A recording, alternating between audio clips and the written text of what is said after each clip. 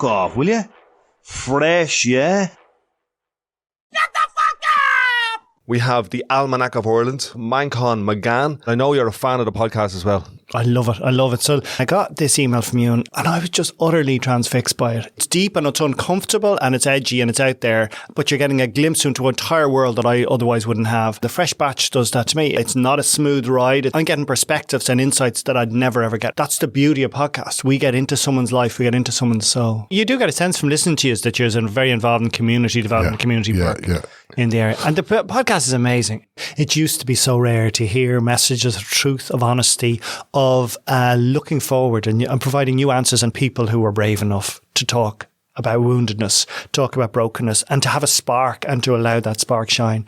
This podcast, that's its main aim. It's to show a spark and to give it to Oddig Guntina, agus Terchon na Lapta, as the poet Maid of Ockhati said, blow on the fire. Gorgeous. Welcome to episode 10, the Fresh Batch podcast. Sparky, it's our 10th birthday. Yup. Yup is one of these colloquial terms now that covers fucking everything. No, you'd be going along in the van. Back of a car. Yup. You'd be going along in the car and people go, yeah, yup, or something. And it's just like, I brought a guy over from the UK. We were going down Slough Road in the car and somebody shouted, Sparky, you fat bollocks. And I went, yeah, whatever. Yup. And he goes, that guy just insulted you. And I was like, no, he didn't. That's not an insult. That's like, what's the story? You know? You're a legend. That's like saying you're a legend. You're a legend. Yeah, it was deadly. So welcome to episode 10 of the Fresh Batch, and we have a legend in the room. We have the Almanac of Ireland. We have Manchán Magan, or Manky Magan as I'm calling you. Manchán, welcome to Ballymun. Thank you so much. Thanks, Dean. Good to be here. Manchán writes stuff and he documents stuff. And he travels the world and he introduces himself to natives all over the world, gathers the information, the mythology, turns it into a book, sells it, makes a mint. That's it. Manchán Magan. Welcome to Ballymun. Thank you very much for agreeing. And I know you're a fan of the podcast as well. I love it. I love it. So like the last year and a half has been sort of crazy for me as people are getting interested in heritage and culture, and that's what I do. And I got emails, and I got this email from you, and you know, there's so many podcasts in the world at the moment. It seems like every man has a podcast. And I turned on your book and I was just utterly transfixed by it. It's just, my two favourite podcasts at the moment are, one is The Other Others by this man, Tyson Yunkaporta, an Aboriginal man who is like, he goes, it's deep and it's uncomfortable and it's edgy and it's out there, but you're getting a glimpse into an entire world that I otherwise wouldn't have. And that's the same. The Fresh Batch does that to me. It's deep, it's uncomfortable, it's not a smooth ride, it's not, but I'm getting perspectives and insights that I'd never ever get. It's like, that's the beauty of podcasts. We get into someone's life, we get into someone's soul. Yeah, and it's taken a couple of iterations of it to drop the what would other people like to hear and just speak the truth, speak the honesty. Now, I've had to come on a journey myself, as did Sparky in our lives. Both of us are like... I'm still on the journey. The joy is in the journey. At this point, aren't we? We're only interested in people who have been on that journey, who've done the work, who've done the time. So Tyson Yunkaporta, he has this great idea. He says, like, talk to me if you've been punched in the face. Otherwise, I don't want to know you. And he says, he's an Aboriginal. He's constantly being punched in the face. I've never been punched in the face. I grew up in Donnybrook in Dublin. I'm constantly cosseted. But I get to live the life I do because my granny was constantly punched in the face. She was thrown down the stairs. She was beaten up by British soldiers. She was shot at, as was my granddad, as was all the generations, the great-grandmother, dad. So they took all the punches from me in the same way as yous are sort of doing with a lot of the work yous are involved in Ballymun. You're almost taking the punches so the next generation don't. Yeah, I had that conversation with my girlfriend this morning because I'm working on a drug grooming project. And she's kind of like, what difference will it make? And I'm like, if we don't do it, we'll never know. And the fact that she's asking that question, Dean, is great, because I don't think, like, I've been part of that, like, you know what I mean? And I asked that question, will it do anything? Probably not, but it is asking the question, and it is, I think with your stuff on Instagram, some people read it and go, I think Dean's having a nervous breakdown, right? And we need to ring the ambulance. Or they think, what's he talking about? And they kind of get into it a bit and it becomes a topic of conversation. It's about those conversations. And even what you were saying, man, kind of about the podcast. I never listened to podcasts, really. Now, I did listen to Talking Bollocks and a few other obscure ones. And I will get onto that one, the guy... The Other Others. Because just to try something different. What I found with podcasts is that it gave people the opportunity to have a conversation, right? Because on radio, and you know, some of the stuff on radio was great. Like I love radio, and I love community radio, Near FM, and all those things, and Dublin City FM and Dublin South FM. I love all them because there's room in there to have an Italian show. There's a room in there to have a Chinese show. There's room in there to have these kind of conversations in community radio, but it's not really out there. RTE and all, you know, BBCs and all that kind of stuff, they're great, but they're a bit shiny, you know, and there's a couple of stings and a couple of, you know, things happening in there which to draw you in. And then you have the advertising and all that kind of stuff. Whereas with the podcast, especially with this one, we're just having conversations. And me and Dean will be having these conversations all our lives. Like we would have cycled from Dublin to Wicklow and back again and talked and listened and chatted and all that kind of stuff. So it's nothing new to us. A mate of mine, I sell a podcast to a mate of mine. He said, I don't do the podcast. I said, why not? He said, it's like sitting on a bus and overhearing somebody else's conversation. It's the best part of the day. Here we can, you know. Ger was who records this podcast, produces this podcast with us. He was saying, because we released some kind of online promo stuff where we hijacked the side of an old bus, or we hijacked one of the little small electric boxes, or an old photograph from Dublin in the 1930s, and we threw the Fresh Batch logo in. So he said to me this morning, is that one real that you done where there was like a guy painting the boxes? Did that really happen? And then I do like a little skit at the end of some of the podcasts as well, Becky and a few different characters that I play. And he's like, who is that? Who's that person? And it's those kind of intrigue, those questions, that kind of image that people are building in their head.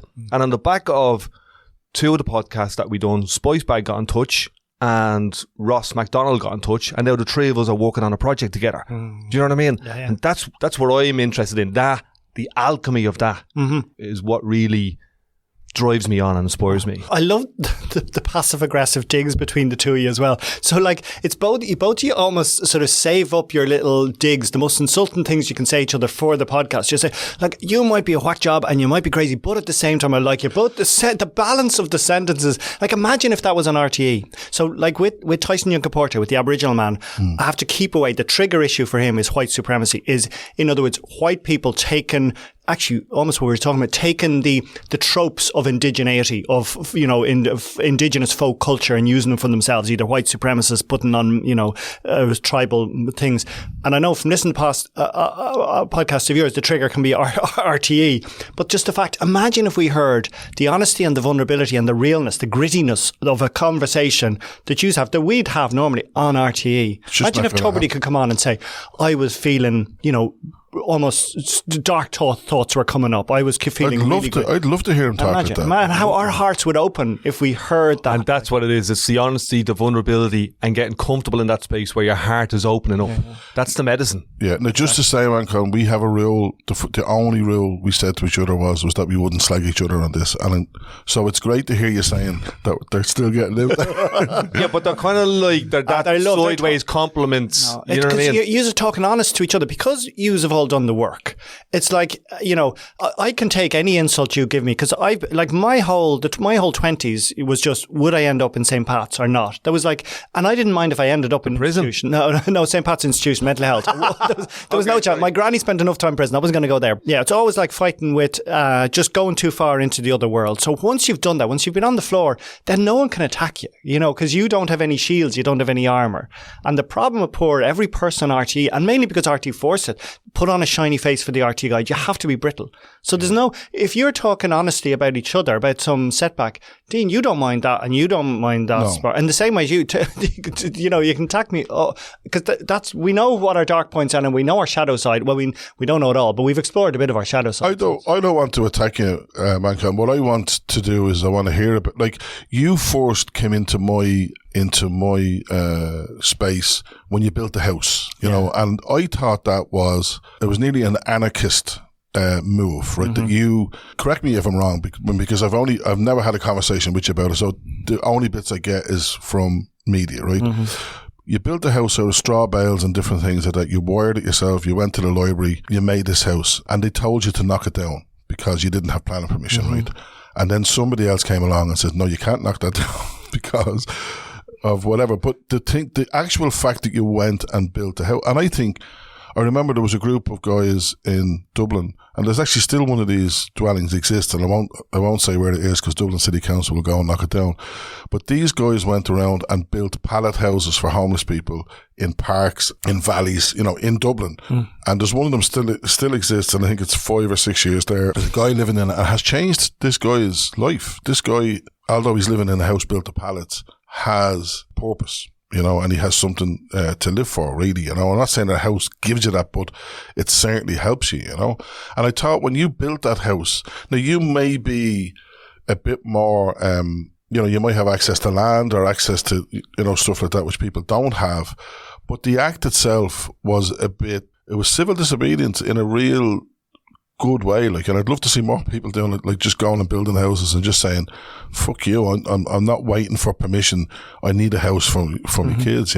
Yeah, and I'd love it too. I'd love women. The way with young girls, we say, "Oh, they're so good," and that boy is so bad. And when you love girls to do more, that actually screw the system. So I'm not, I'm not brave and I'm not angry. I'm not going to end up in prison, but I will, because it's between me and the mental institution, or it was. I'm pretty strong now. I just thought, what do I need to survive? And when I left school.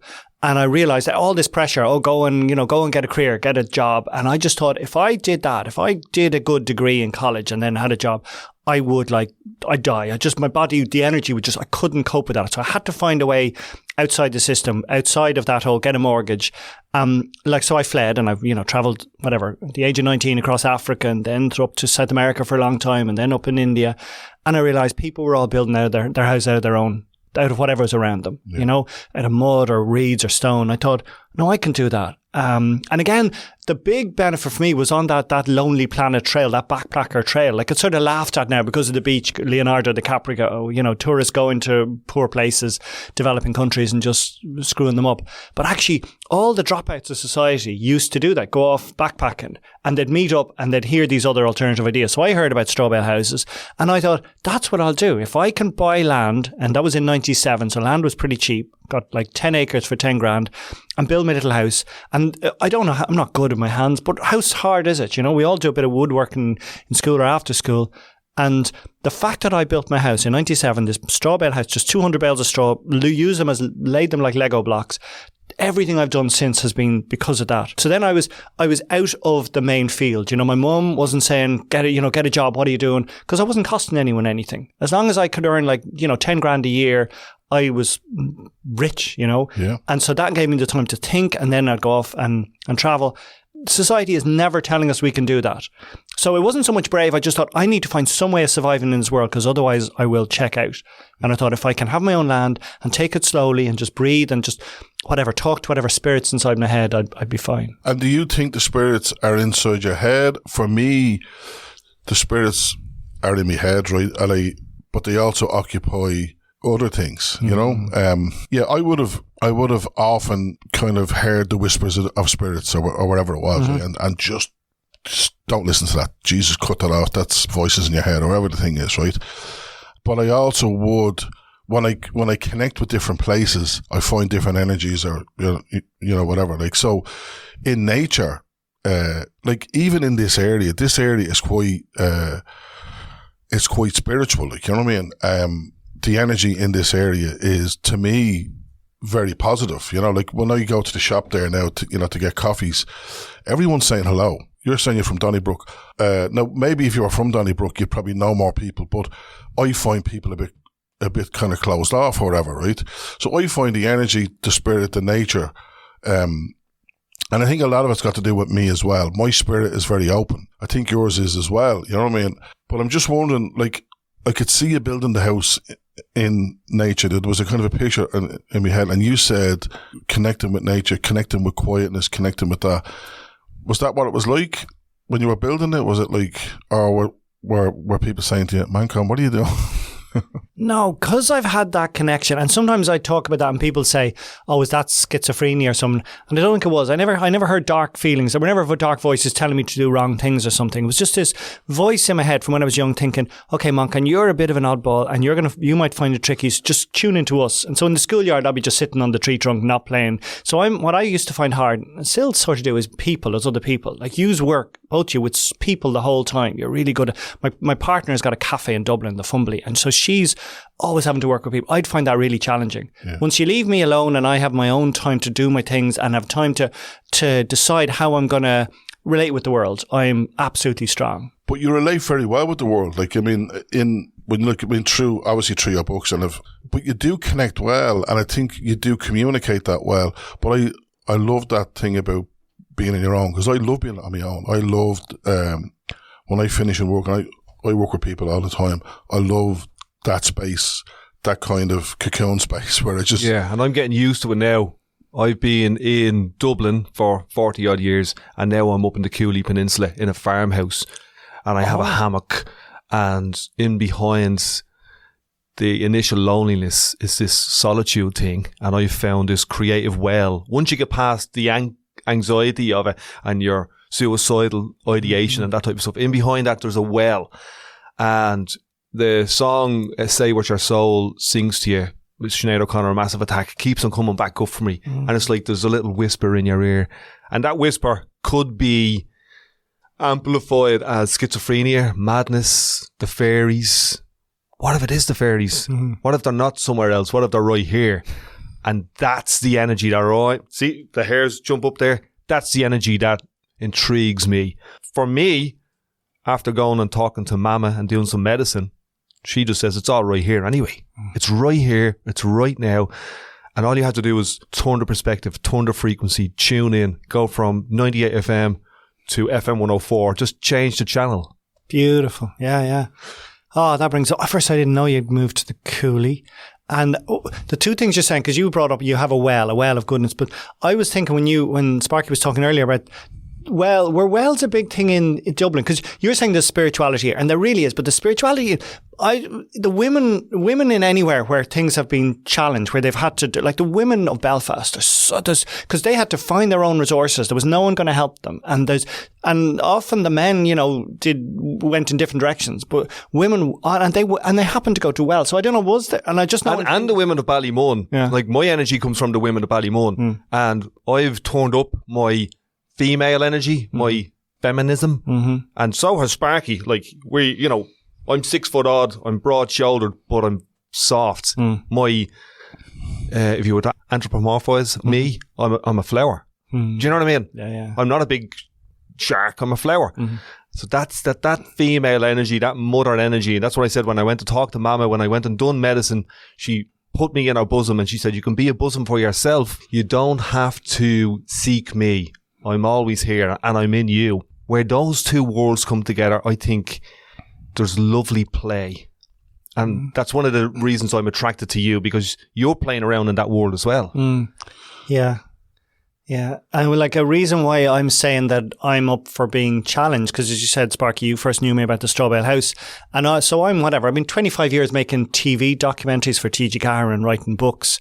But in the last 3 years, just something has changed. I have these books about the Irish language and heritage and spirit, and they've just taken on. But it means I am being asked questions above my station. I remember when Glenn first had the Swell season, or his songs in Once, and he was over in America, and I think at a party by the Kennedy family, and he didn't tell me this, but Mark Geary, his neighbour down in Kildare, said, Glenn is asked at this big table of all the Kennedys and whatever they're called, who are married into the Kennedys, so tell me, Glenn, about the Irish language. And he's thinking like, Jesus, like this is, the Kennedy family, some other elite, and they're asking me from Ballymun. And it's going on the record. Yeah, exactly. Yeah. But do you think, Manchán, I have this big question about why am I Irish, right?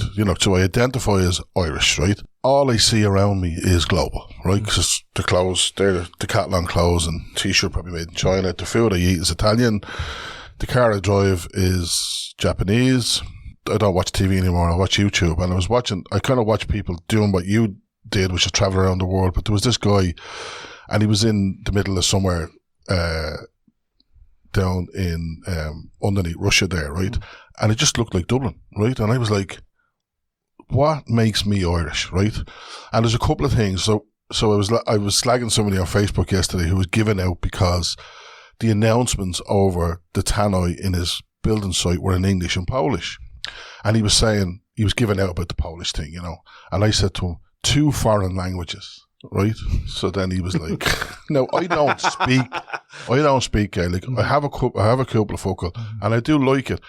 I like your thing about the Irish language. You don't bait the Irish language into me. You don't say to me, you're a gobshite because you didn't do it in school. You feed it to me as this lovely syrup, right? This is the Irish language. So when I listen to you talk about the Irish language, I'm intrigued and I want to know more. The question I want to ask you is, and this is a question I've wanted to ask you for ages, right? Because these questions come in my head. Coursing in Irish, right? Because I love coursing, right? I'm always coursing. Cúpla focal. Yeah, but I have a mate from Donegal whose his first language is Gaelic, right? So I asked him, because I was thinking, like, I have a mate from Liverpool and he's listening to this Prowse. He's Ian Prowse. He's an amazing songwriter. And he'd say to us, you know, we'd say, ask me bollocks, right? Or ask me hole, or up, you know, kiss me hole, or whatever it is, right? And he'd be saying, what the fuck's that about? And I thought it comes from Gaelic. And then I said it to Michal up in Donegal, what way do you course in Irish? And he says, you don't. And I was thinking, you know, listening to fucking Leprechaun, you know, American film, but the course of God be on you and all this kind of stuff. So is there courses in Irish like fuck off or anything like that? Or is there like ask me arse or anything like that? Tommy Tiernan said the English language is like a brick wall and fuck is me chisel. Nice. There is, but so first there's nothing crude or dark about the human body. So like, I think in my book, 32 words for field, I have like these 40 words for penis. Loads of words. There was a lot less words for women's parts or bodies now. They're there, but they just hadn't been written down. But people are now finding the women's words, and they're all loads of words for the vulva, the labia, the vagina. They're all based on the landscape. And the same way, the words for the penis are all based on derogatory terms, playfully derogatory. So little bit of a worm, little bit of wet seaweed, little limp little stone that's going to drop down, little carrot that hardly would feed you. Yeah, they're hilarious. They're really good. They're really playful in that way. So anyway, just like if you go to an African tribe or a South American tribe, the human body, there's nothing rude or coarse. That's a whole Victorian mindset. So there was no point in using the word fuck or the word penis or tit or, you know, C word. Yeah, exactly. Because they're not rude. They're just, what are you doing? You're just talking about my body. I see them. But the curses are all about the devil. So, wow. And the deal is not the Christian devil. Well, it was taken on by the Christians, but it's the dark shadow forces of the pagan world. They're like hexes. Exactly. Yeah. And like it was believed. So my, great granduncle, 4 generations back, that's six, great granduncle and then 4, that's 6 generations in total. Aegon O'Reilly. He was the last poet of the old Bardic school from 1670 to 1740. He was so esteemed that he was entitled to wear a cloak of crimson bird feathers. Okay, so when you hear that, that's pure pagan. Like if you have this man in the 17th century, his status is a cloak of crimson bird feathers. That's pure indigenous, pure going back. But he was known for the air, and the Irish for air is a satire. So he could say a satire and would raise a farab, a welt on someone's cheek. So the words had impact. They could actually do damage in the world. And as you say, there's so many hexes, there's so many curses, and particularly a curse put on by a woman. There's these cases in the 18th, 19th century. Someone saying, all my animals dead, all my cattle's dead, what'll I do? And they go to the bishop. And the bishop says, who was it put on? It was put on not only by a woman, but a crone, a woman in her power, an older woman. Like, if it's put on by an 18-year-old girl, you can change it. But if a crone puts, the bishop said, there's nothing I can do. That is a more powerful... There's nothing but meaning in it. Yeah. It's not like she's not doing it on a whim. No, you need to go back to her and find your business. Nothing the church can help you with. She's more powerful. Come here, I was watching this couple who are not from Ireland who came over and bought a house in Donegal or something like that, and they were doing up the gaff, right, and all that kind of stuff. And they're lovely people, and the pace of the YouTube series is lovely. It's lovely for me when I go home at night, to sit down. But they came up to the gate one day and there was 2 tiny bottles hanging on a piece of string on the gate. Now, to me, that's a course. And they were like, oh, look at this. This is lovely, isn't it? So quaint. So, is that a physical manifestation of saying, we're putting a course on you? I've never heard of that. Have you not? Have you heard of it before? Yeah, I heard of it. Describe it again. 2 tiny little bottles on a piece of string hanging over the gate. Having blue glass is a thing. With the full moon, you put a drop of water in blue glass and it enchants it. So it's a nice thing, right? Yeah, it's a beautiful thing. Yeah. No, this is, I heard it in Kilcurry in Louth, up beside you. I heard it. Remember we used to go up to Mark Deary? There's loads of wells up there. I'm at the Loads of wells. I'm at the being around a couple of wells up there and just drawn to them. Yeah, there's nowhere more spiritual than the Cooley Peninsula. Like, no wonder your skin was having goosebumps. Like, I have a new book coming out about portals and thresholds in the landscape, places we can access. You're speaking my language. And you go to Cooley. Cooley is basically just one basic wormhole. And I think that's why I'm there. Yeah, I think so too. Which is weird, because the minute you thought, I was back in my head, oh, right, so Dean has more work to do or something. There's another step you're doing. You're being taken there, and then the Mother Earth. Because, Sparky, when you were saying, it's such a good point. Like, you have a Japanese car, we've all my clothes are fine. Actually, mine aren't. That is wool. That is boning. That's the clothing that the Aran Island fishermen used to wear. Oh, it's lovely. And then that's hand woven in Donegal. The O'Rahilly, my great granduncle, only wore Irish tweed, and then my granny watched him, sacrifice his life in Easter Monday 1916. So she only wore a green tweed. That was so he was born 1870, and we're still continuing that. But the idea of the Irish. So as you say, we're international, and we need to embrace that. But within seconds, we would just see how Irish we are, and it's not Irish as in not being other things. It's every people have this connection to almost indigeneity, but that's a really tricky word. All of us have connected to land somewhere, and that's what unites everyone in the world. And it just happens that Ireland, because we were on the very margins, we kept the sense that our rivers were sacred goddesses. Like the names of them, even the Bandon, it's all about Bandia, the Boyne, Boinda, a goddess, the Shunnan, another goddess, and all of our wells, they're all now connected to a saint. But St. Patrick in his account says, that was a pagan's well, and I converted that. They were all these, almost like these vulvas, these entrances into the goddess. And like Ireland has 3,000 holy wells. That's more than anywhere else in the world. So somehow our tiny little country on the edge of the world has kept that link that you'd almost find in South America or in Africa, that connection. And you have it, Sparky. Like, you could tell me a million, myths, even though we think we don't know any myth entirely. We know enough proverbs, and actually we are steeped in this. And it was the only thing I was taught by a Christian brother, and I know our history, when we say the words Christian brothers, we always think of abuse and all that kind of stuff. This man was a gentleman, Brother Forrester. He was a lovely, lovely man, but he taught me the myths, Fionn McCool, and he would rhyme them off and that kind of stuff. And it was magic. Before they were holy myths, before they were holy wells, they were pagan wells. Before they were pagan wells. You know what I mean? Yeah, exactly. They were something like, before Ireland was Ireland, we were part of the Appalachians. That's right. You know what I mean? Yeah. We go all the way back. And that's what, isn't it? The Cailleach, somehow, obviously we were Pangaea, we were one continent, and the two continents split open. The vulva opened. Exactly. Nice. Exactly. Yeah. And then and back to Blind Boy, we're talking about the gowl. The gowl, gowl means the vagina. It's basically the fork, the gowl mana. So as you say, the land split open. And the liquid ran in. That's it. The river. Yeah. And we have this, and we have Atlantic. But that information that geologists will say is encoded within our myth. In the Cailleach Beara says, I was young. When I was young, the lake that now divides the two landmasses, between the two continents, Ireland and America, was once a hilly, forested woodland. So she's saying that somehow our people kept that information alive. Now, we don't need to have the Irish language anymore. The fact that we have an awareness of it and have a few words, like the world has survived the 20th century and almost the destruction that happened to the planet from the industrial age on, with a few threads alive. In Germany, there's a few bits of wilderness alive. We have kept somewhat. The mycelium, the underground land in Ireland, is still really pure, except for where the farmers have, put the nitrates and phosphates down. Our minds still have the stories about the wells, the landscape, the mythology of the place. And it's a pilot light is on. Pilot light is on. And it looks like what's going to happen, and at least you have to forgive me because I'm in a perspective where I'm looking at the centre of this, and every day people are saying, yeah, we have this, and it looks like there's this revival of our language, of our culture, of our mythology, and of our connection to land.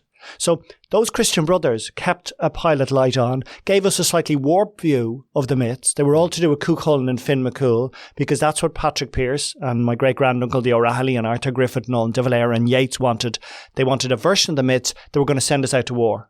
And they did do that, and luckily they sent us out to war. So, the likes of my granny, the likes of everyone has a relation who was out in 1916, got the punches, we got our independence, so we were able to keep the myths alive until this moment now. And now we're going to see wait there, it's not just about Cuchulainn and Finmacul, it's about these goddesses. I think there's an absolute revival, an absolute rising is going to happen. And if it happened in Cooley Peninsula, a key place for Cuchulainn, I wouldn't be surprised, and for Queen Maeve. Yeah. And there's one of the biggest pilgrimage well that I know of in Cooley is Bridget's well.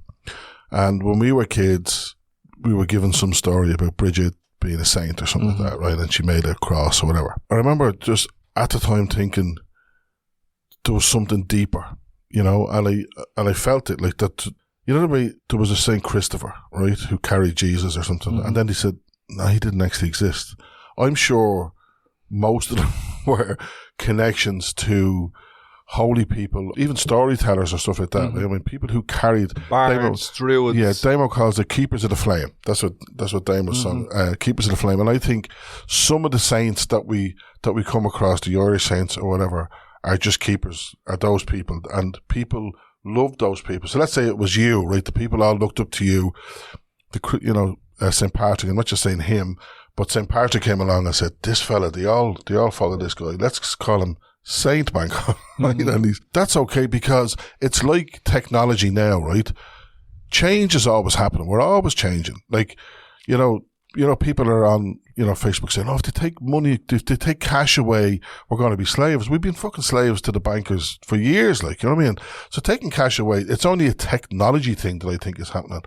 So, and I think if we bother ourselves with that, there's change coming, this is horrible, this is bad, blah, blah, blah, we're missing out on the real juicy stuff, which is what you're talking about. The goddesses. Like, when I was doing a bit of work on myself, and, I could hear people saying ancestral trauma, right? And I was like, fuck, right? And I kind of was like, I was thinking about my people living in the inner city. My father's people were kind of travelling workers. They were Corcorans, and they were travelling workers, and Guinness has brought them to Dublin, invited them to Dublin and to work here, and to get them houses and all that kind of stuff, right? And I was thinking of how hard their lives was, right? And I was thinking about my mother's people were Cummiskis, they were from the north inner city, and I was thinking how hard, and even looking back in their records, it's all there, the trauma's there, But then, when I started to have the breakthrough, when the soul sun was coming into me, right, and I was getting when I was starting to kind of fall in love with myself, or getting to like myself or whatever, I was thinking, I bet you there was a load of positive stuff that my ancestors gave me, And I get that from you a bit, like, you know what I mean? That, looking at what has gone before us, we generally kind of look at the abuse stuff, the church and all that kind of stuff. The church gave us loads of deadly stuff, you know what I mean? So let's not just say, oh yeah, well that was... Let's not throw the baby out. But not even, we can't, because it's past. We're all the time trying to fix... I think sometimes we're trying to fix the past, right? The past is gone, you know what I mean? We're here now, and it's about doing now the right thing, you know what I mean? And the right thing is, look at the past, but don't stare at it, and try and make the relevance between what we've learned from that and putting it into practice today, Yeah. And some of the stuff that I get is there's now, there's here, and there's now. And when those people were where they were, their here and now was there. And the here and now is always with us, with the energy in the room, with the conversation. We have an archetypal bedrock of the myths, the legends, the saints, the pagans, the Appalachia, the you know what I mean, the mountains, the rivers. We have that, and sometimes we use the words as keys to access that. And you were saying earlier on that we're international. I feel also that not just international, but we're interdomain, interdimensional. And that's what the portals are, that's what the wells are, that's what the rivers are, to show us that the dimensions are right here. We just have to shift the perspective. And that perspective, for me, one of the keys to that is love. It's just to bang out the love, the handshake, the food, the conversation. The hello. Yeah. The hello. Yeah.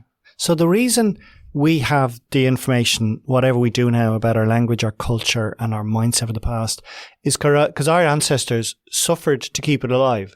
They didn't want us to tell the stories about their suffering. They just wanted to make sure the information remained so that there was a time where there'd be people on this island who'd be stronger and who could bring that information forth. And genuinely, it isn't about Irish information. It's just about a people connected to land. Because we're not, like, Newgrange and Nowth and Doubt, we're not the people who built those. That was another culture, and we came in, either we killed them or they died out because they didn't live well. Maybe they farmed too intensely like we're doing now and they died out.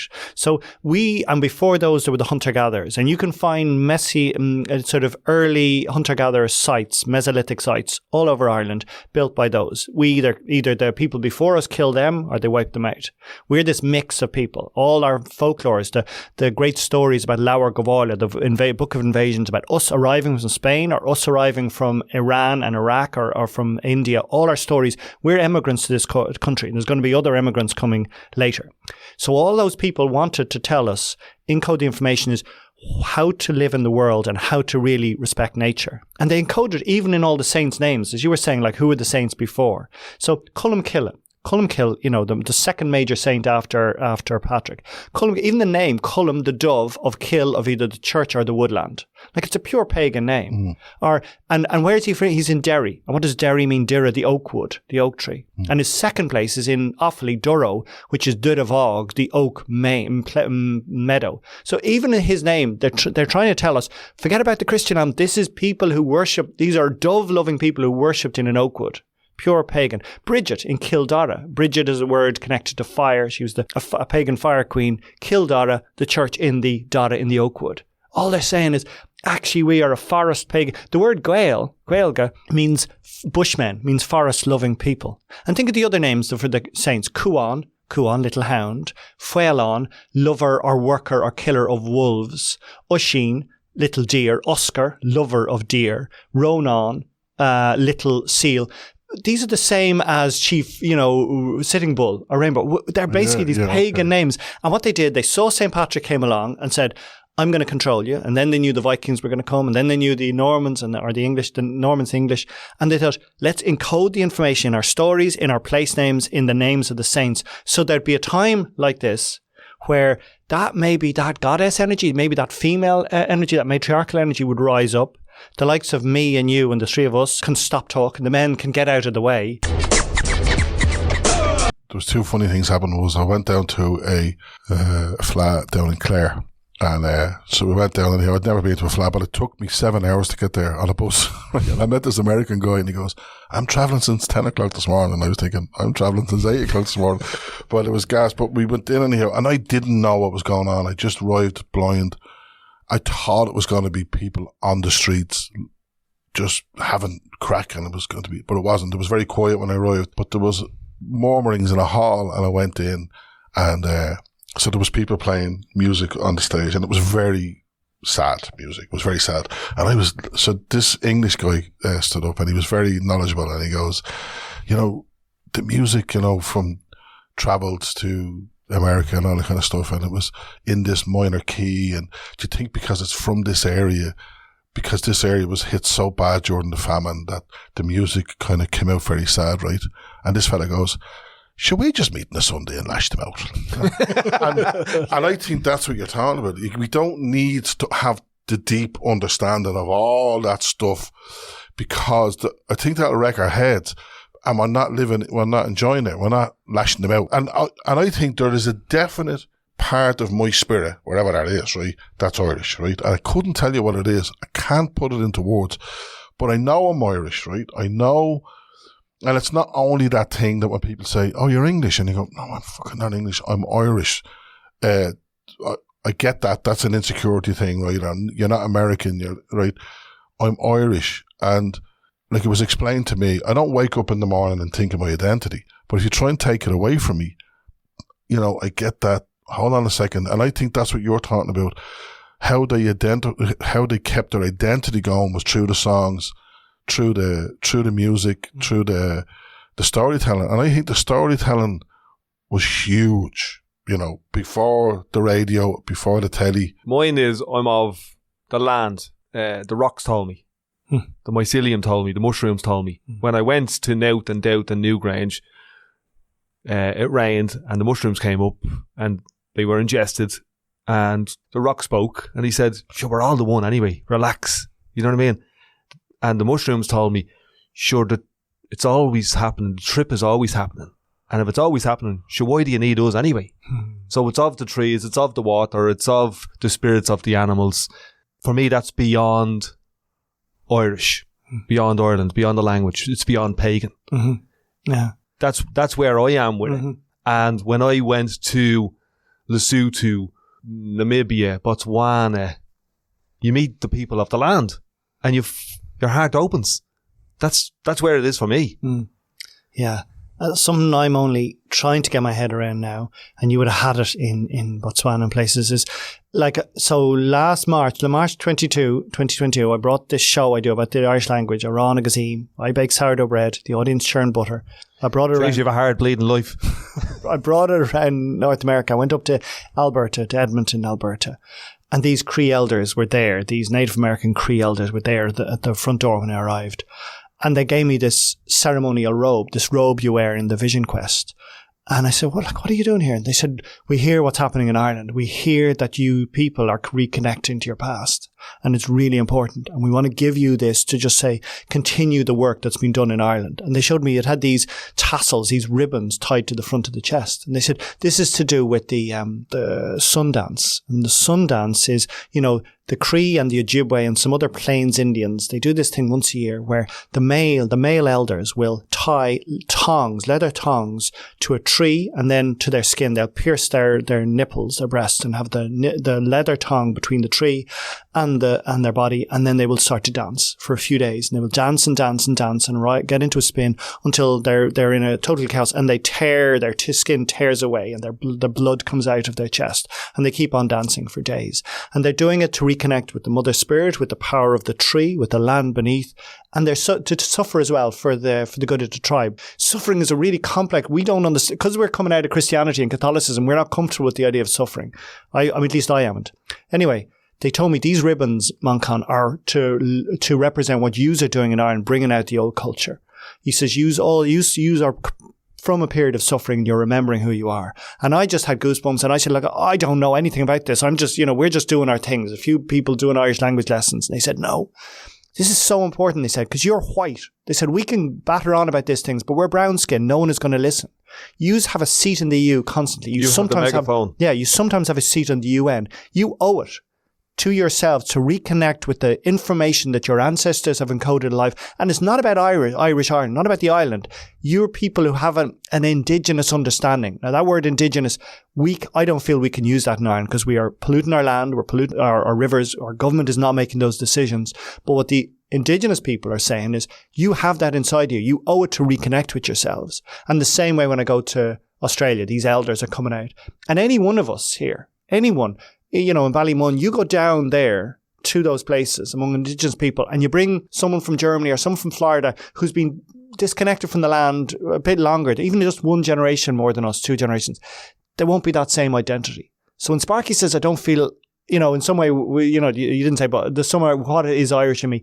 It's the outsider indigenous people. You go to Africa, they're saying, no, brother, there is a connect. You are still connected to something.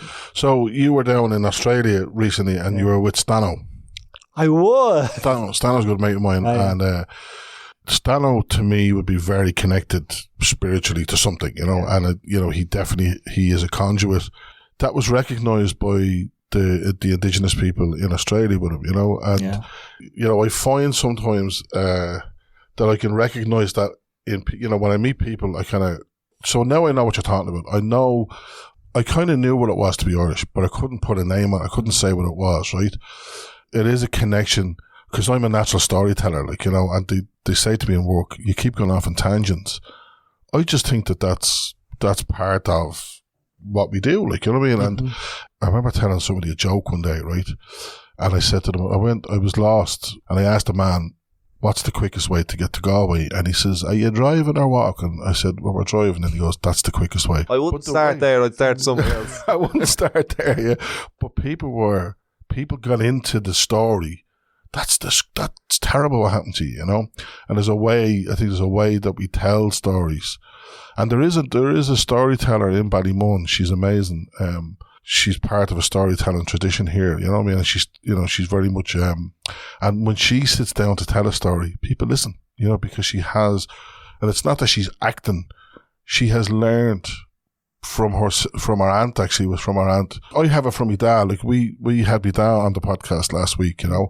He's a natural storyteller. Whose demo's made from Australia, the Aboriginal guy who played here in Axis? Archie Roach. He passed away. Oh, he died. Oh, what a great man. So Archie played here and he played some of his songs. The suffering in it. But for me, you were talking about the suffering. For me, at this point in my life, on my journey, the suffering is the grace. And what I mean by that is we're grateful for stuff, and then we learn gratitude. Gratitude is for all the good stuff, but grace is a love for all of it. As Ramdas would say, it's all grist for the mill. When you find the grace, it's beyond words, it's beyond national borders. You know, it's just it's a lovely place to sit in. And then even behind grace, there's that well. I met a Native American guy here, and I was asking him about, you know, how did he feel about Turtle Island being turned into what it is, like, you know, and he goes, actually, it was meant to be. And I was like, what? He said, yeah, it was meant to be. That was all meant to happen. You know, and that's, I think there's a bit of that. You know, I'd often think about Ireland, and, you know, we just seem to have fought and fought and fought. I don't know whether I was watching Mac Savage is big on TikTok now, you know, and the Savage Eye is every day people are throwing up. I was wondering what had happened to him. Yeah, okay. Yeah, but he actually does a podcast at the moment called And That's Why We're Not Together. So there's him, the ex-wife, and the two sons. Manchán, it's absolutely sad. But he has this. He was on the street. Do you remember he was on the street in Temple Bar? But he was saying, you know, that Ireland is here and Britain is like a. It was like as if it was a predator, yeah, hanging over it. And then I remember in the Savage Eye, he visualized it, you know, and it was a big Britain riding Ireland, right? It was Russell Brand. He was dressed up as Russell Brand, and Russell Brand was riding Ireland. Yeah, but I always remember. I mean, my ma's a great barometer. My dad loved it. My dad was watching Savage Eye, and he was like, "I've been waiting for this all my life, right? To have somebody with this brave, right? How he got on to RTE, right, is absolutely it's bizarre. Like a liberation of levity or something like that. Like, he talks about it in the podcast with Pat McDonald and all that kind of stuff.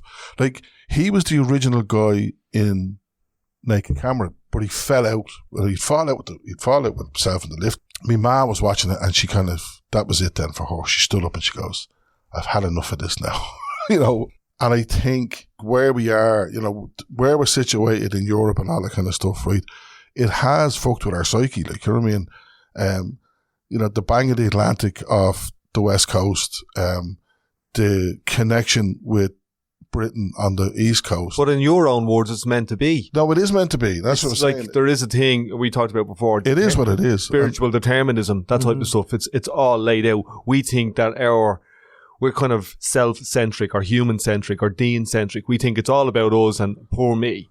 And we get hung up on the trauma. Like, we're in what's technically called a trauma-informed community. And I think trauma is part of it. It's part of the grace of it. What's the opposite of trauma, Dean? The opposite of trauma, liberation, freedom, love.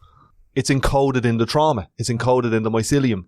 Yeah, we're only of use in community if we've experienced trauma, aren't we? Because otherwise you haven't questioned anything. You're just flowing.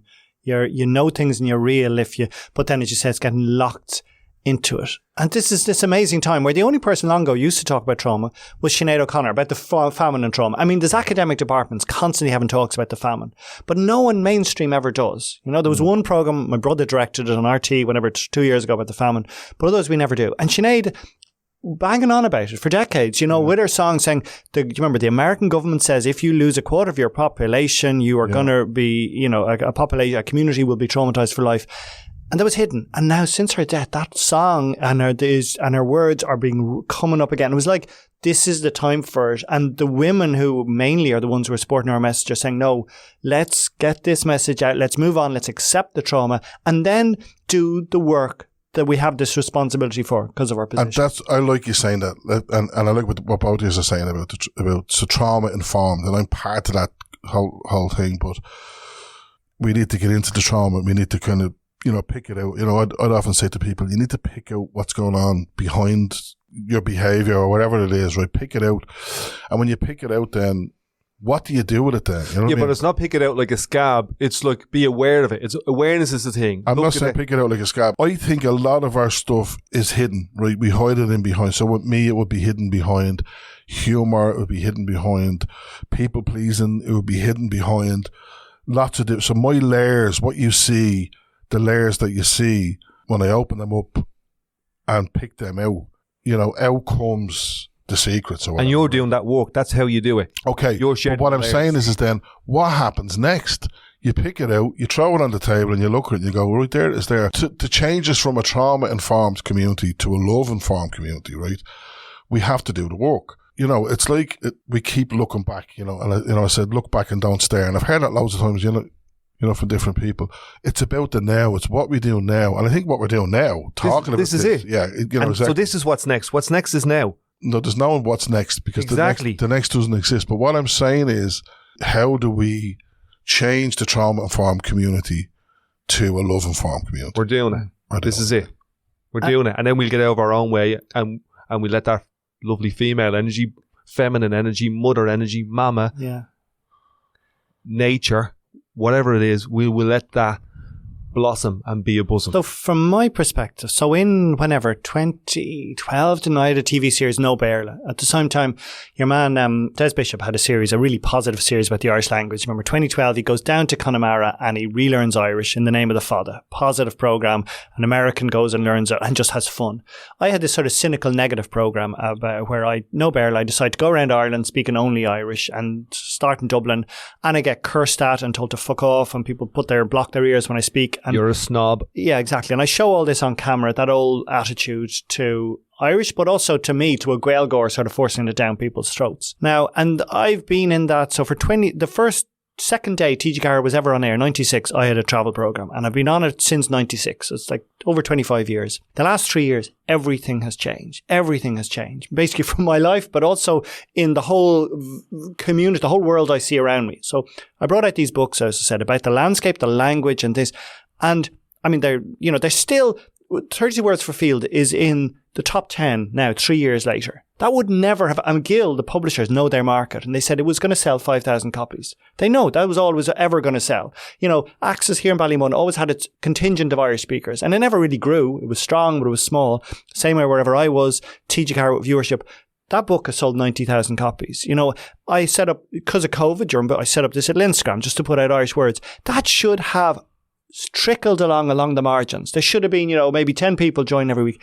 It's booming. And every day I get emails, I get WhatsApp from mainly young people from 17 and then loads of people in their 20s and then their early 30s saying, I am reconnecting to this. So all the three of us, we're almost past it. We're not relevant anymore. There's something burgeoning up and I don't understand it. And particularly all I'm aware of is actually how limited I am. My misogyny. I was born in the 1970s. There's embedded negativity, racism, misogyny in me anyway, that these young people don't have.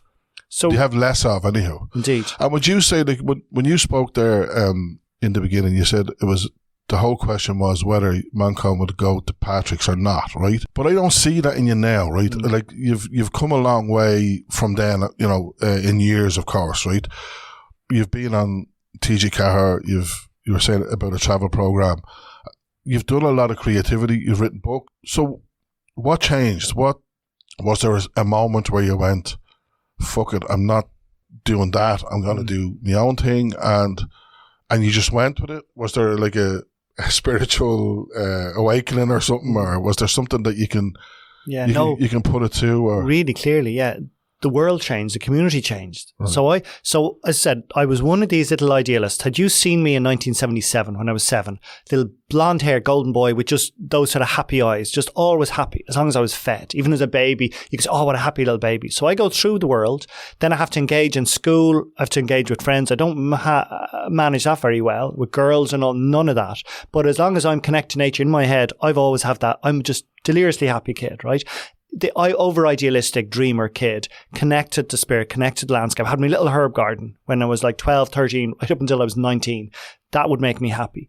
Then I go, told to get a job, can't do that, so I go off to Africa, South America, live all these, still deliriously happy as long as I'm on my own. And then my type wasn't employable in the 90s, in the late 80s. So my brother came in and he just told me he put me in front of the camera. And once a year, he'd give me a job on TG Car and I'd just talk about the country and he'd pay me €800 or 800 quid and then $2,000 or something. And I'd be happy. And then I got a job. Then like the Irish Times said, write some articles about travel. And then RT, and I'd be sitting in rooms in RT commission meetings or editorial meetings and the Irish Times and thinking, do you know what's going on in my head? Like, I am away with the fairies now. I'm in the big boys' room, but I should not be in this room. I am. But I have that, man. I have that, and there's a friend of ours who was on the podcast, Mick O'Brien, calls it imposter syndrome, right?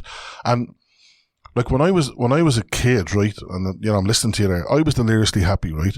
And I remember going into school and just looking out the window and wanting to be outside. Now, somehow I was taking in the information. They used to bait the shit out of me, but I would always get high marks. And they used to say that I was cheating. And I remember I went into Plunkets and I did the entrance exam and they put me in the highest class. But then I sat looking out the fucking window at the trucks going by. It was on the Sword Road and I was fucking fascinated with cars and trucks and all that kind of shit. But I would still get, like, I'd look at I didn't do a junior cert, I did a group cert. I'd look at it and I'm like, who the fuck was that person? And I have City and Guilds of London, right, in construction. And I look at it and go, who the fuck was that? Like, I don't connect with that, but I know that somewhere in that young fella, right, Sparky or Ray Cork or whatever, there was a survivor, right? Because I was going to get through, right? For me, I walked into a U Club and I went, "This is it. This is me. This was it. It was. I could tell you the moment. I remember the smell. That's your oak forest. The smell was pledge. I could smell pledge, and might sound fucking mad, right? But I walked into a space, and I went bang, and that was it. It was that moment, right? So I'm just wondering. So you're saying it was kind of gradual that your brother said, right, get in front of the camera there, and then, like, I ended up in youth work by complete accident. I was meant to be an electrician. Was meant to be a mechanic. So the reason that I did that first TV program, because I was up in the Himalayas, had gone into it. I was looking for a cave to meditate in, but I couldn't find that. So I found a cow shed. I was in a cartoon the other day. There's a fella climbing up. There's a hermit sitting there. And he goes, is this the place? And he goes, no, I'm disillusionment. Enlightenment is over there. Yeah, so like all I wanted to do was connect to that wider vision. That's why I went to South America. That's why I went to Africa. But I'd always distract myself. So finally went up to the Himalayas, found a cow shed, and I sat there and I went to places like deep, deep inside my own head, beyond. So my dad had just died. So my responsibility was once every 10 days. I had a job up there. Actually, I was medical supervisor on a leper station. So once every 10 days, I'd have to go and check on these lepers. But I'd write a fax home that day to my mum. And I'd be going, Mum, everything's well. I can see, like, we're all connected. There is a God in every river, in every stone, in every rock. All the things that I'm saying now and getting huge plaudits and being invited on the Tommy Tiernan show and invited on the Blind Boy, that would have just been ridiculous in Ireland. And my mum saw this and thought, okay, the youngest son has gone round to a twist. That LSD is kicking in. Yeah, exactly. And I never did drugs. I was just too excited in my own head. So my brother came out and rescued me. But the thing is, so I was allowed to trickle away doing these little things, but always on the margins. I was never going to be in the centre of the Irish Times. I was never going to have my own RT programme. I'd be on the margins of TG Car, always. And then the last 3 years, now they're saying, oh no, we want you on this. And that, I haven't changed. The world has changed. Something is rising. And that's the beauty if we think, oh, do we have to do something? No, we don't. This is being done beyond us. This is being... Because we spoke about a podcast years ago, me and Dean, and it just never connected. And I've tried a few. I was at a powwow in America a couple of years ago, and it inspired me so much. I set up a podcast called The Powwow. I ran about 5 or 6 of them, had different guests on, Feely McMahon, Brendan Ogle, John Connors, kind of got slated for appropriating the powwow word, left it for a couple of years, had my own little bit of depression and that type of stuff that you were talking about. And then I started a new one with a traveller man. It's stunning. And now I do another one with Sparky and it's even more stunning. One of the things that I've noticed on the back of this thing that happened us all called COVID, a little sprinkling happened. We look at the trauma of it, but actually there was some magic in it. There was some alchemy in it. And the whole world has changed. Because we used to be swimming. We've been swimming down in the High Rock in Portmarnock for 30 years. And me, him and Dempsey used to be looking out at the sea going, do people just not know that this is here? And no matter what we would have done, We could have doing films about it, albums about it, songs about it. We couldn't have dragged the whole country down to the coast. And something happened. And that thing, for me, is grace. It's a gift. I got really, really, like, that thing that you said about in the cowshed, that kind of happened to me in my gaff up in Hollywell, up in Poppentry, where I was on my own in the gaff. And, you know, Mick O'Brien spoke about what happened to him was he lost his identity. You know, Mick the lecturer, Mick the singer, Mick writes. And there was a bit of that in me because I was a youth worker. Now, we had an amazing manager at the time, Fran McFay, and she seen that we were all going into a dark place. And she, in her wisdom, she gave us jobs to do. She gave us, you're going to laugh at this, right? But so she sent us out to houses to young people and said, right, what would be a bit of crack for them to do? So, but I had this idea about a coddle pack, right? So I put onions, potatoes, carrots, rashers and sausages into a pack and into a house. I say, make a coddle, like, you know. But it gave us purpose. It gave us something to do in the day, you know, to go and buy the stuff. And I remember reaching a point that was amazing, but terrifying at the same time, where I actually kind of bumped into myself. And I was like, do I like this fella, you know? But I wouldn't have come to this point without that point. You know what I mean? And Dean's saying that that's grace. So I get that. So COVID, or that lockdown, actually there was a woman there, I was talking to a woman last week, or a few weeks ago, she was saying, when I got the lockdown, I was very sick when I got the lockdown. But during the lockdown, it did centre me to hear a bit, you know, and I'm sure for somebody like yourself who love travelling and all that kind of stuff, it probably wrecked your fucking head. But for me, it did centre me a bit. But it did challenge me, you know, it has challenged me. I thought we were coming to Armageddon. I thought the whole of humanity was. Everyone did. So I started thinking, the phones are gonna go down. Let's get the right. Let's get the toilet roll. It was that moment, not just for you, but for everybody. Everything all at once, everywhere. It happened to us all, and that was the genius of it. It was the beautifulness of it. And if we think, you know, that's the responsibility of some bureaucrats around the world, mine is more that this was a spiritual opportunity, a spiritual shift, a moment for us to meet ourselves. Yeah. I remember the first few days I felt so proud that I had all my courgettes and my Lollo Rosso and my aubergines and all growing. Or a wanker. Yeah, and then I just thought, wait there, Manchán. Like, so when your neighbour comes and wants the Lollo Rosso, what are you going to do? You know, I should have kept some of my granny's guns. Because the first moment, I have a Lollo Rosso the first day, then the neighbour knows about it. They all have Lollo Rosso. There's no point. What the fuck's a Lollo Rosso? Some posh type of lettuce. So I was delighted I had it. I had the hens. But, you know, the thing that struck me there about is like, if we're talking about the placeholders of this, and a lot of have been women, but like, because you mentioned Damien and because you're Damo, and because you mentioned Hollywell or Holly, so Hollywell, so you both, is he from there and you're from there? Oh no, he's from a different Hollywell. There is a Hollywell down where Damo lives called St. Donna's Well. The well that I'm talking about here is Pappin's Well. I passed Pappin's Road on the way up, but I'm just thinking, because in his Abbey show, he talks about this well, and he talks about the women in his life. And I'm just thinking, let's say the wells were where they were trying to keep the energy out, and they seeped it out into some people. Because like Damien has played, again, another sort of a pilot light, you know, and you wondered where was going to go. So Vicar Street, whenever Damien does a gig, and the community he supports is huge, but it wasn't going to grow to the whole country. It didn't look like it was. And then the last 3 years, he's got bigger, but actually all of the people, the pilot lights that he was keeping a spark for are also flowing up. And was it because when he talks about the importance of the women, his granny and all this, the intuition that is, the sort of spiritual intuition that is the women in his family could side, and that connection to the well.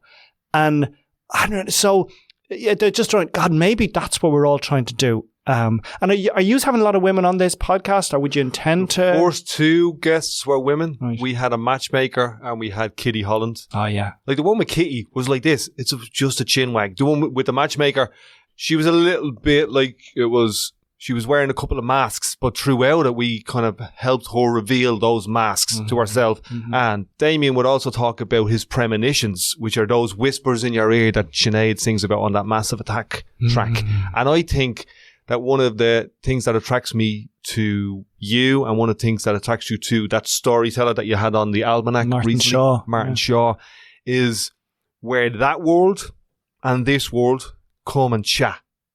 It's not, you know, they're in that world listening to our stories and we're here listening to their stories. It's where the two of them, where they interface, where they cross over. And they cross over in the water, they cross over in the well. And that's where that place is. Yeah. And we're here to inform them, they're here to inform us and share those stories. Yeah. And the story is, it's all here right now. That's what I'm getting from it. Okay, another revelation I've only had in the last 6 weeks. First, at some point, this autumn, I think I've maybe a 12-part TV series on holy wells, and I brought Owen the Bardoon, a great traveller man, up to a well in Tala. And God, the traveller insight to wells is entirely different from ours and fascinating. Because, you know, an Irish person will go to our local well, if we go at all, and we don't go any. For travellers, it's not. It's about a matrix of wells. So he had this thread bracelet around his arm. And he said he hand makes them. They hand make the thread, the bracelet when they're at a well. And he said this has been dipped into 40 wells. So it's like a matrix. I have the combined essence of all those wells in this. Because he says all the wells are connected and all the wells are connected to the land, their own mother goddess. And that's the exact same thing the Aboriginal elders say the same. The water holes are all connected. So I think we have a big traveller community in Ballymun, and there's lots of different stories about why they came here. So there's one story, the travellers would have come to that would have been a traditional travelling stop point. So a friend of ours, Michael Keaton, says there was a children's graveyard there and there was a young traveller died, and that's why they visited there. My hunch is, and maybe I'm wrong, is that they were coming to the well. They were coming to Pappin's well. Or the tree. You said it was a Poppin tree. Well, Poppin tree is St. Pappin's tree. Tree. And there's always, again, we could go in why for Irish people, for the Celtic people, the tree was the sacred thing. So at a well, you'll often need to find a sacred rock or a sacred tree because they're all combined. The tree is fed by the water. The rock is a manifestation. It's a holder in of the well. Yeah. I think all three are in Santry. I think that's where they are. I think they're in and around Santry Villas there. So we had a forest here growing up. It was our play space, Santry Forest it was called, and it was Donville Estate. Donville Estate. Before it was Donville Estate, it was a forest, an oak forest.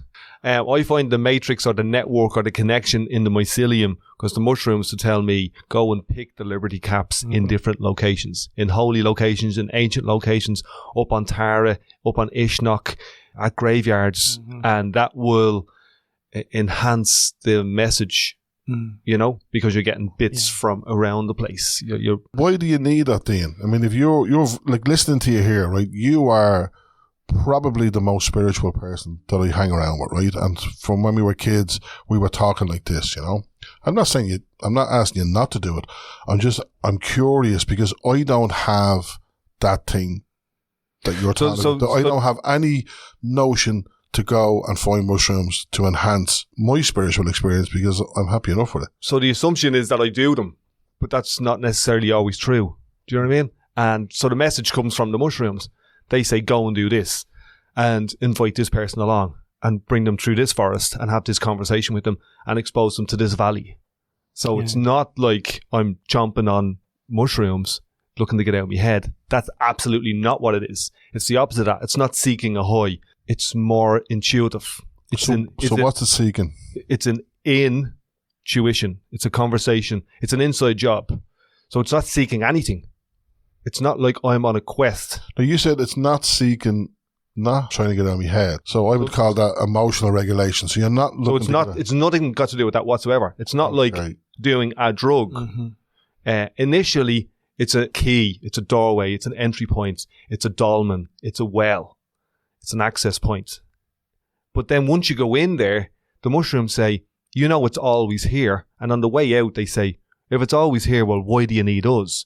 And there's kind of like a gentle releasing. They release you from that myth of the mushroom.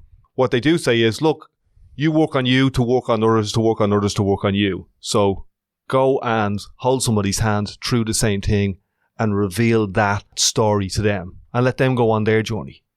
So I would have done that with me ma. I would have gone and picked mushrooms all around Wicklow and Dublin, brought them home, left them on the kitchen table. 3 months later, my ma would have said, what a day. And I'll say, well, that's a good question. Let's have that conversation. And she would have gone on her journey. And that's where she is, you know?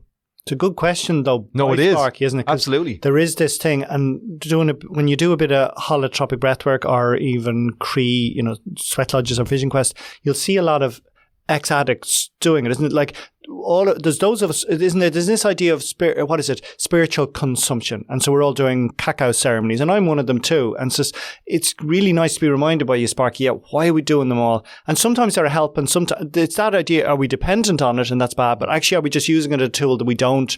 I'm not against them. I'm not just against a question. them. Yeah, and they're all methods, and if you start to abuse the method, well, then you've gone beyond the value of the method. Yeah. I'm not climbing into the cave and going on an internal job. You could get addicted to that really fucking easily. Yeah. LSD, mushrooms, cacao, Wim Hof breathing, meditation. Like I got addicted to meditation seriously during COVID. I got a hammock and I meditated and I abused it. And in the meditation kind of slapped me and gave me a little bit of a wake up call and said, "You say a great one, Sparky. When you get the message, hang it up. That's it." And I've got the message and I've hung it up. But there are other people that I'm in contact with or connect with me who are looking for the message. So I have zero interest in DMT, ayahuasca, cacao. I have no interest in it, and it's not that I've read something somewhere that said, that I was informed that if you do this, that will happen. None of that. It just doesn't come into me. And the method that you're using is working for you. No, it does. The method I use, which is fellowship, works for me. And I go and I say all the mad shit that I need to say on a daily basis. And that's what works for me. So, I'm not saying to anybody else, you should do this or you shouldn't do that. That's not for me. That's not my business. As Manchán was saying, I'm only asking the question, why? What is it? I'm not asking because I want to try it. Yeah. And so the same question would be... I'm not asking it kind of going, you fucking eat. Yeah. I'm not so doing that. It would be the same as, why does the 12-step program work for you? What do you get out of it? It's exactly the same thing. It's just that we have an association with, through our own trauma and addiction, with what, the war on drugs, all that type of stuff. Yes, absolutely. And that's a head fuck. That's a head fuck. And in this community, we're the experts in that. We're the experts in all drugs are bad conversations. And now in this country, we're having loads of conversations at the Citizens Assembly on drugs to go, was the all drugs are bad thing? Was that the best way to play that? Or is there a different, more holistic, human, spiritual way to play this? There was a thing you said, about your intuition. And so you are fortunate that you do have these intuitions and you hear messages, and a lot of us don't. And so when I'm talking to the Cree elders, they're saying, like, you need to go back to Ireland, Manchán. And I said, look, we've lost a lot of female lore. And he said first, they look at me and says, how the fuck would you know anything about female lore? Which is so true. Put me back in the box. I wouldn't know. There's this arrogance of a male, particularly in the 1970s, I think. But I wouldn't. But the other thing, I see, he says, you need to also know about the sacred places in your country. And I'm going, yeah, but we lost so much. And he says, no, you need to go out on the land and ask the land. And I'm saying, like, yeah, but how do I know I'm not making it up? How do I know it's not my ego? How do I know I'm not bullshitting? How do you know you're not going to St. Pat's again? Yeah, exactly. And he says, and they've talking to Aboriginal people, they're saying the same.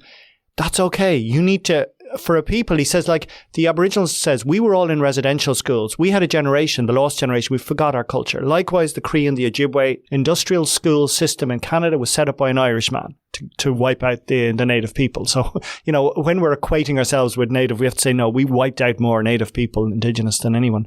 But anyway, he's saying, we've lost it. We have a disconnection too. He's saying, what you need to do is go back on the land, and like we're doing, and it can be awkward and it can be embarrassing, and sometimes what you say will be wrong, and it'll be ego filled, or it'll be just bullshit, or it'll be just some connected to some, movie you watched. But you need to say that into the room, and what's warranted will survive. You're a culture that's trying to reconnect with your culture and find it. The land, the spirits, the water wants to tell you, but sometimes the wrong filters are going to come through, and narcissism and egomania is going to come through your mouth. All that needs to be allowed, and allow the community to say what's wise is going to survive. And that in the last few years has been a real boon for me, a real support, saying, okay, we're all awkward. We're all modern. We're in this 20th century bubble, in the early 21st century, where actually we were disconnected. So it's going to be awkward and grappling as we feel our way towards connection again. And none of us have the answers. And there's always going to be a few egotists up the front saying, oh, I'm a shame and follow me. But I'm going to charge €200 for cacao. yeah, exactly. What was the one you done there? And I was fucking pissed myself. I do a load of them woke for cash kind of stuff. But you were talking about, you can't, if you come down to the beach and look at the moon. I done one the other day. This is a half moon ceremony. I'm catching it like in the midway points, and it's a 50% discount if you use the hashtag woke for cash. And if you look at the moon and you don't pay, we'll come and looking for you. So I'm kind of just playing around with it a little bit. But for me, there's the as in it's an inside job, tuition as in that's where the learning is. It's in us, it's in our DNA, it's in our bedrock. And we have to be comfortable in the vulnerability, in the fumbling around, and allow that to happen, and just breathe in and breathe out and listen to the voice, and it will, if you listen, it will speak. And sometimes if you're on the hill of Tara and you ingest the liberty, the rocks will call you over, or the trees will have a discussion with you. That's kind of what happens. It also happens outside of that, which I found. I was meditating, and I was doing this meditation where you go in behind the observer, and then you go in behind the observer again, and you go in behind your senses, and then you hear this clap. And when you go in further behind that, you get another clap, and it's kind of like, well done, that's the place. And then you hear a little giggle, and it's kind of like the universal giggle going, you took this shit so seriously, and that's all right. Stop taking it so seriously and be like a kid and have a bit of crack with it. And that's where the liberation is. That's where the love is. That's where the lessons are. And I think that that's the journey. And I think that that's what the Druids had. That's what the Vedas are about. And there's a link between the Druvid and the Vedas. And I'm interested in linking in with people like you to explore that. Not to exploit it. Not to, as you would say, franchise it. But just to have a bit of crack with it. Yeah, to find out more of how we are. It's a beautiful time to be alive where all this is coming up. It's really exciting. And to find who were the wise people before the Druids. Because if it's all about goddess and land, if like Ireland, even the code is in the name Ireland, Éru's land. Éru, this goddess, a Tuatha goddess who would have first summoned the land into being. And her lover was Unrian or Moch Graine, was the sun, was the burning star at the centre of our solar system. And it said that her foster father, because again, you know, in all indigenous cultures, there was the fosterage was really important to create more to build up the community, you know, and it was a key element of Ireland. And her foster father was Cuddle the round-breasted. And Cuddle is the Irish word now for a cuttlefish, kifish. And you know what a cuttlefish does? He changes his skin colour. He's a shapeshifter. So Cuddle, the shapeshifter of the round-breasted was her dad. And it said that when he used to feed her on Bean Huddle, on the hill of the cuttlefish or the shapeshifter, the land would rise up, the hill would rise up so that young Éru, as a baby, was in danger of being burnt by the sun and having the wind howling through her ears. So high was she going up into the sky. Now, geologists will tell us that there was a time where Ireland was as high as Everest. It was in a different place. It was at the equator at the time. It was as high as Everest. Now, whether that is our ancestors, even the people who weren't us at all, who didn't have the same DNA, the people who we wiped out or who we, you know, brought their knowledge forth, knew that there was a time in geological past, hundreds of thousands of years ago when Ireland was that, millions of years ago was that high. You'd think that's an impossibility, except in Aboriginal culture, they're finding that those people who've had this continuous culture going back at least 60,000 years, maybe 100,000 years, have geological knowledge. We're only at the very cusp of realising who we really are in Ireland and how we are connected to people all over the world. And all we have to do is step into that space like you done with the Aboriginals in Australia, and they know you're coming and they know what to say to you. Exactly. And that's it. And I know you went on a journey a while ago looking for amethyst in Achill. So I went to Keam recently, during COVID actually, with my brother. And he was like a lot of people were getting into crystals. And they thought it was in the crystal, like you might think it's in the mushroom. But really they're just keys. So he was looking in that same, at Keam, where the water's coming down and the land opens in the vulva for the answer, for the key, for the amethyst, for about 2 hours. And I just jumped out of the car and I looked down at that little ditch, you know, the little ditch down there? And I put my hand on it and I picked it up and I said, I think this is what you're looking for. So he said to me, I didn't find that. It found me. Something really beautiful in that. And that's not me seeking anything. But if you're open to it, it will come in. So true. So true. Yeah. And when we think, it has been musicians to a big degree from Ireland who have spread that information on, like almost as like it was 1,500 years ago, where it was our druids, our poets, our artists. So like when you go to Australia, you're bumped, the first thing people either know of Luca Bloom, they know of Damo, they know of Anya Tyrrell, the daughter of Sean Tyrrell, the great folk singer. Yeah, wow. Lisa O'Neill is going there now. We sent, as our plenipotentiaries, as our ambassadors, we didn't send out some head of a corporate or a government. We sent our musicians out, and that's why we have a welcome out there. We've already sent the best of our people. Yeah, I remember when Archie Roach was in this building. Which makes me almost cry, the fact that you met Archie Roach. If an Australian heard this, met him twice. He's this is like he met us. The most beautiful man in the world. Met him twice. I met him in Australia as well. Ugh. I went down and met him in Australia, but he came out on the stage and he starts doing this welcome. I want to welcome your ancestors, and I swear to God, there was like a mist came down, and there's a woman who we know who is the granddaughter of Gypsy Rose Lee. Oh, yeah. And I asked her, and she's seen it. She connected with it. Because he welcomed, it was like this, I want to welcome your ancestors. It was like as if he drew us in, to a different space. And then he sang about, they took the children away and all that kind of stuff. No, but there was a dry eye in the room. And he had that absolute spiritual connection with people there, So we sent our musicians there, and they sent their musicians here. And, there is definitely a connection. I do this meditation. It's kind of like a constant thing now. You kind of do it on autopilot, and you go from here, the rational physical world, into that spiritual plane, into the next plane beyond that, where it's just I. And it's an invitation into that I get when I sit with either sand bush people in the Tazillo Hills in Botswana, or sit with Aboriginal elders, or the powwow Choctaws in Chicago. It's kind of like, it's an invitation in, and you can invite yourself in as well, or you can step towards it, and it's there. Yeah. Manchán, wow, that was stunning. That was deadly. Mille buejas, thank you so much for that. Thank you. It was great. As I said to you earlier, when you came into the building, I feel like I've known you a long time, and today's the first day that I met you. But I do feel that. Even when I heard you on the radio, I kind of feel like I know you a long time. I feel very comfortable in your presence, which is a beautiful thing. Like when you meet people like that, it's about just connecting. I think connecting. Yeah. Three of us are open to it. Yeah. How rare is it to have a conversation where there are no shields, where there's no artifice, there's no trying to do it. No masks, no veneer. We're not trying to outdo each other and all that. And we forget 10 years ago, it would be still almost impossible on RTE, and it won't be. There'll be a time where the national media, the Irish Times, and we'll be able to talk honestly and open. It won't always be selling. We're inviting it. By doing this, we're inviting it exactly. in. But look, people are stopping to pay their licence fee. So it's a lovely moment. It's a lovely opportunity. So there is an opportunity for them to either grab the bull by the horns and start producing podcasts. Because the thing with podcasts is RTE could make 20 podcasts a week, right? For sport. They could have Joe Brolly back. They could do all that stuff, right?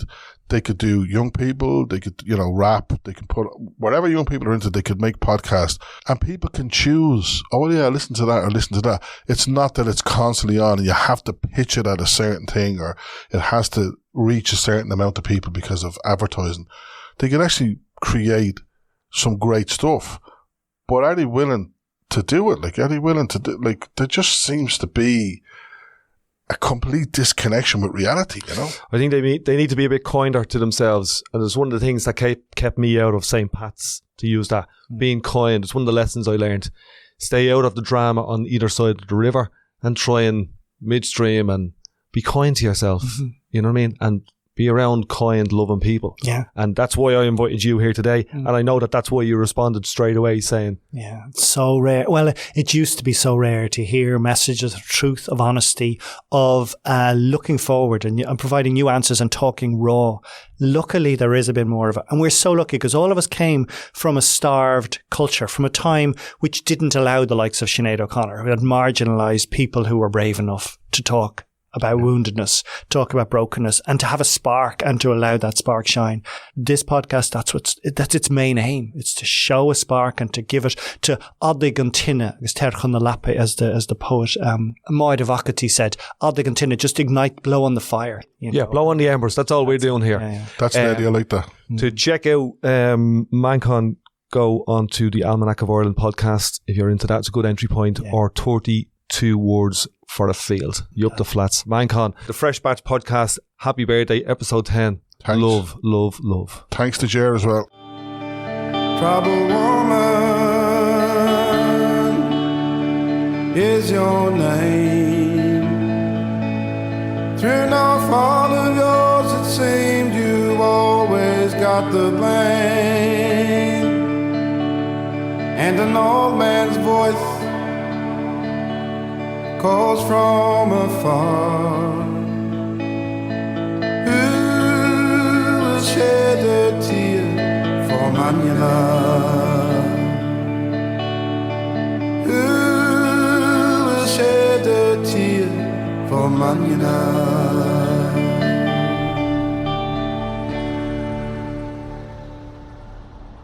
Hiya, Ray. Thanks for sending that on. I'll have a listen later. Your podcast is very good. I love the honesty.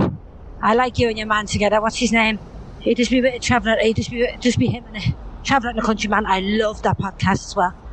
And Jimmy George, I listen to all that. I listen to loads of podcasts I listen to, but I love the honesty of your one. You're coming on leaps and bounds, kiddo, with being in recovery. Fair play to you. This is bleeding hiking over this place from. I have to get off the quays, the bus. Have to walk all the way back to Halfpenny Bridge and cut across that way. But it's a good old hike. How is everything with you and yours, Corky? How's your man and dad keeping? All okay? Hopefully, yeah. All's good in my world. It's all going on. Not really loads of excitement. Yeah, keep on keeping on with the podcast. What I will say is get your dad on as soon as you can. My dad always knew when we were trying to tape him. Tracy used to put the phone out and just hide it on him, and he just had a sense, you say, and you can knock that bleeding phone off. And I'm raging. I'd love to have an interview with his voice, because his voice was great, and all the old Dublin talk, the way they used to chat and all that. I'd love to have his voice on an interview. That's me going by the Thames Tavern, packed, I have a small clip of him talking that Tracy has somewhere. That's bleeding great. But the knowledge he had on Henrietta Street, King's Inn Street, who lived where, who lived in every house in Henrietta Street, the whole street he knew. He knew who had how many kids in each house. Jesus, his memory was like, I don't know, his memory was something else, unbelievable. And once the old talk is gone, the old Dublin talk and the old stories, the folklore is gone, it's gone. You don't get it back. They're the last generation of that old talk, isn't it? That's me talking away now, coming over. Thank God for flat shoes, that's all I'm going to say. I'm in my penny loafers, fuck the high heels, they're all gone. And as for the sandals, I heard it was going to lash. They weren't going on me. So that's it, my darling. I kept myself company there talking all the way over. I don't be really sad when I have a bit of a walk when I get off the bus. You to say, I might keep you company till you get there. I say, you sure are, thanks very much. Keep yourself well. Keep on going. You're doing a sterling job looking after yourself there. Hopefully see you soon. Let me know when you're around the bar. I'll meet you for a cup of tea or a sambo or something. Doesn't have to be about the drink. Well, it's not with me, definitely not. So, let me know when you're about the place and give me a look at you. Get my arms around you. Give you an old squeeze. Haven't seen you. I'll talk to you. Corky, I'm just turning into the street now. Back of the Georgia Street arcade. I booted over, didn't I? I'm just turning up here now to see the giggles. So I can't be on my old blower. Not very polite. I seen Damien in Smithfield the other day. Oh, jeez, he was great. Absolutely brilliant. Paul was with me. Paul was up in London for a few days. You'd never seen him. So he was made up. We were out in Clontarf then for dinner out in the yard. Then we were walking in the Phoenix Park Sunday morning. I was like a resurrection with Paul Wampack. He never bleeds steps. He's always on the hoofs. He did 21,000 steps on Sunday. You know the way you do 10,000 a day? He did 21,000. He'd have you bleeding. He'd have you bleeding spattered. I talk to you. I'm here now, right? Bye, chick.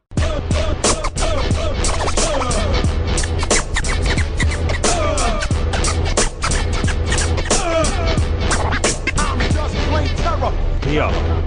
Fuck off, will you? Fuck off, will you? Fresh, yeah?